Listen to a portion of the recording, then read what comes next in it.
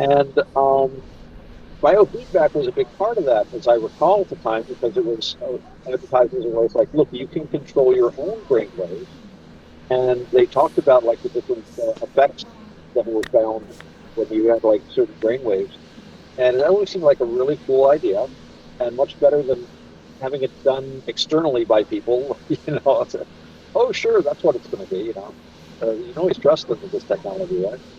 Um, so yeah, I always wondered why that kind of suddenly seemed to fade away. Um, there was all kinds of news stories and things like that, Well, and I know they a lot of people who get into the the pseudoscience side of it.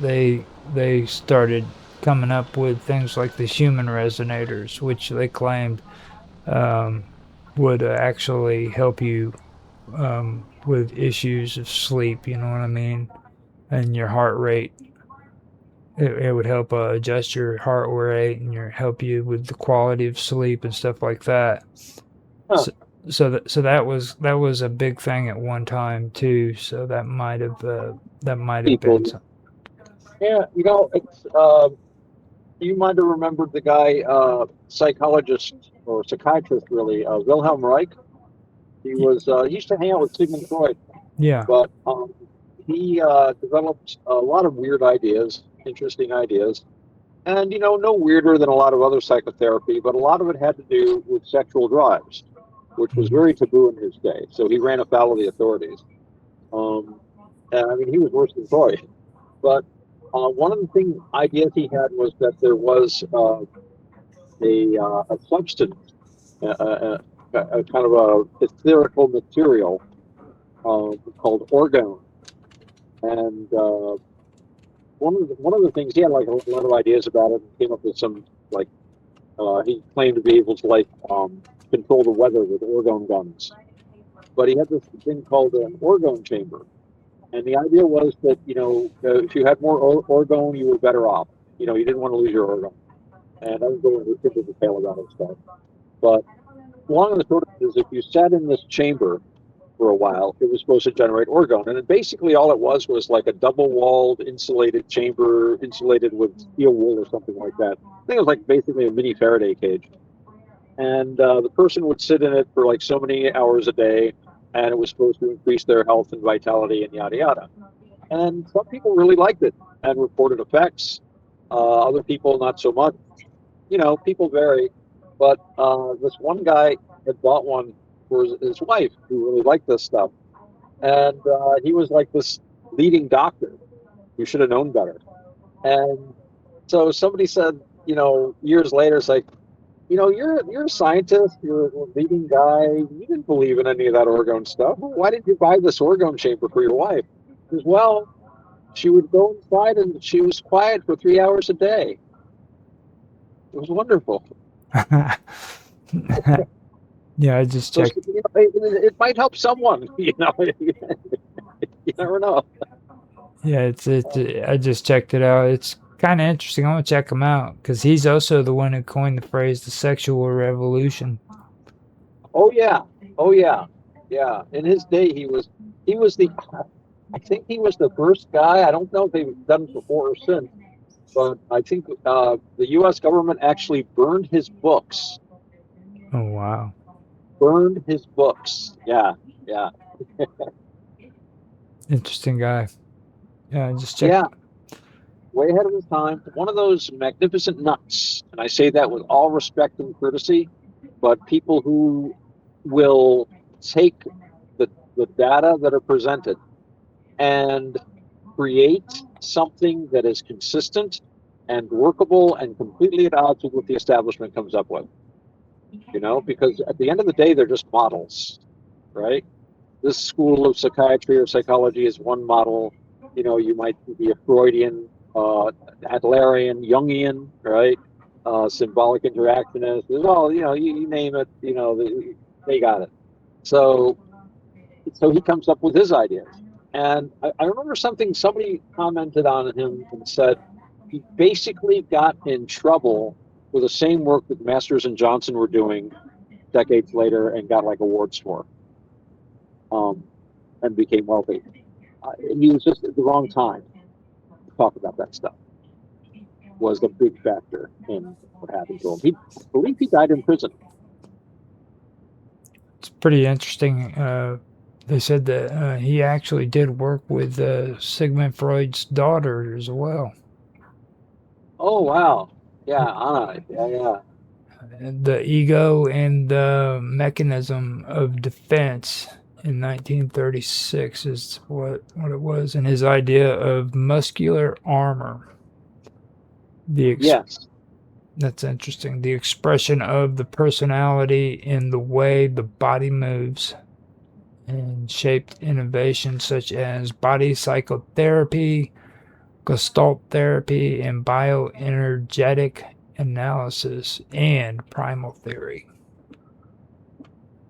Well, I think he did have a good point with, the muscular armoring, which even if you just remove it from any kind of, weird energy fields or anything like that, which may or may not be, true, but might not be obviously demonstrable, shall we say.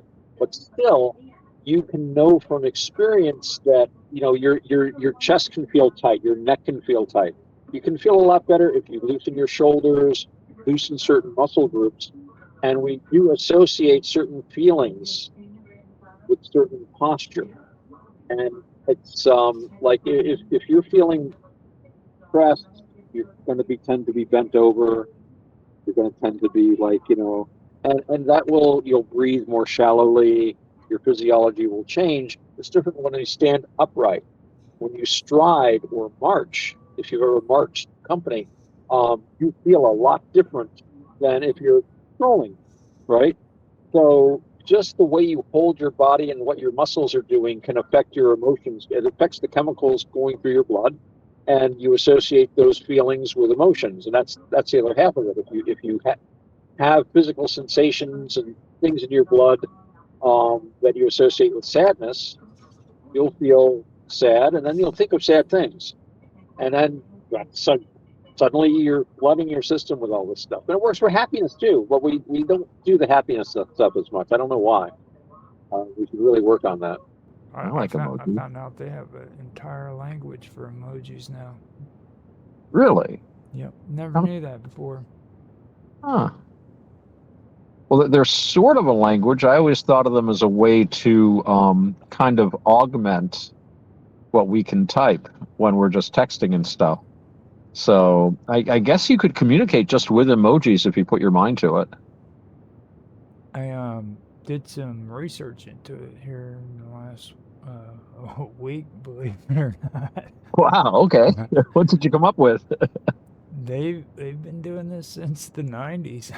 I had no Really? clue. Yeah, since the 90s when they first started coming out, and when they had the commands. Like the first thing I remembered how to do was on the keyboard I could do poop. Huh. And Okay. I didn't know like there was a whole dictionary of emojis. Wow. Well, these guys had a sense of humor, I guess. Yeah. So it's kind of been with us since the beginning. Yeah. I had no clue. Did not know. Well, they certainly came in handy once everybody started using computers the way we do today. And it's really odd because we take it for granted. But I remember a time, Raj, and I'm sure you remember a time when people simply did not have the internet the way they have it today. Yeah, I kind of miss it, to be honest with you. The old way where you had to have websites and stuff like that before Facebook. Right. And then even before that, before there was an internet at all, we communicated a lot differently. So these emojis have kind of become part of our language now in a lot of ways. Oh yeah. Yes, they have. I'm really not that big of a fan of it, but I use them. I use the thumbs up. Right. That's about right. it. Yeah. Yeah. As big as I've gotten into them, so.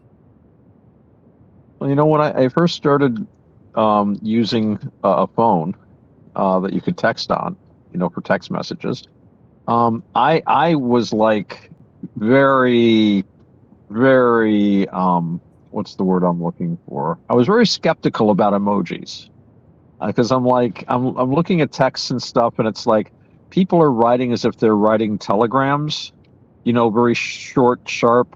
And I guess that makes sense because I remember in the old days they would charge you per word, and some people still have that. It would be so many cents for every word you texted. So you made messages very short. And I'm like, I'm just going to write normal English sentences. I don't need emojis.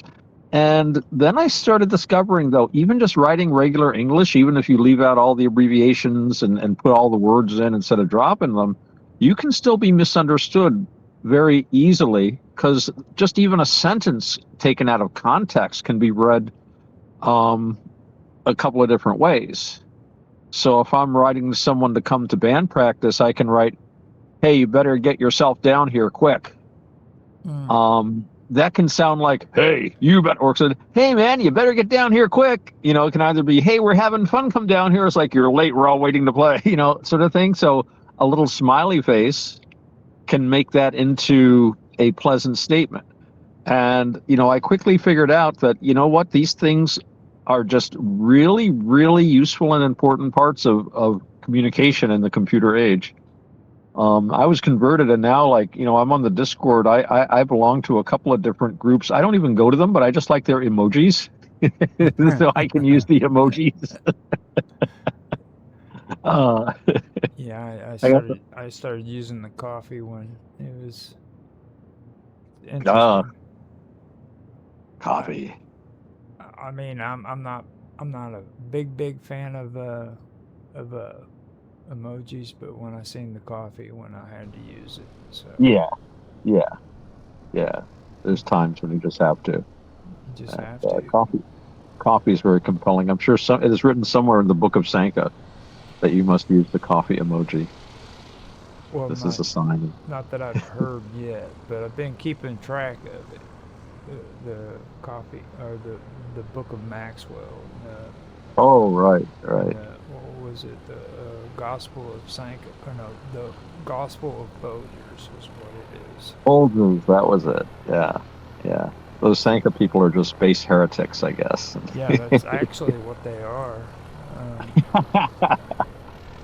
They're heretics. That reminds me of the Church of the Subgenius had a thing. They probably still have it. About within the church, there was another group that was, what was it? What did they worshipped the sacred bleeding head of Arnold Palmer. And their ceremony was, and I was actually at a head launching ceremony once. They would call it launching the head, and what they had was they had this tiny little brass head that looked like Arnold Palmer, and it was off some kind of golf trophy or something that somebody had. And so it was just this tiny little head, and they would put it on a stage, and they'd take a golf club and they'd whack it and they'd shoot it out into the audience, which seems a little dangerous to me. And whoever got it was the keeper of the sacred head for that year. And then the next year you'd bring it up and you'd do the relaunching. And they had this whole thing about, this is the true faith, and don't be deceived by those who follow Lee Trevino, the Trevinoists. Oh, their dark heresy is to be avoided. And a whole bunch of stuff about golf. That's why if you see anything in the Church of the Subgenius, there's a lot about golfing and golf clubs.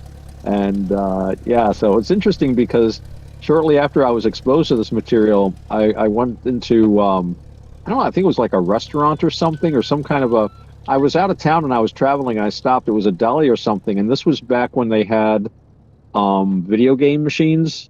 Mm-hmm. You go in, I don't know if they still do, but they used to have whole video arcades when I was younger. And they'd have a couple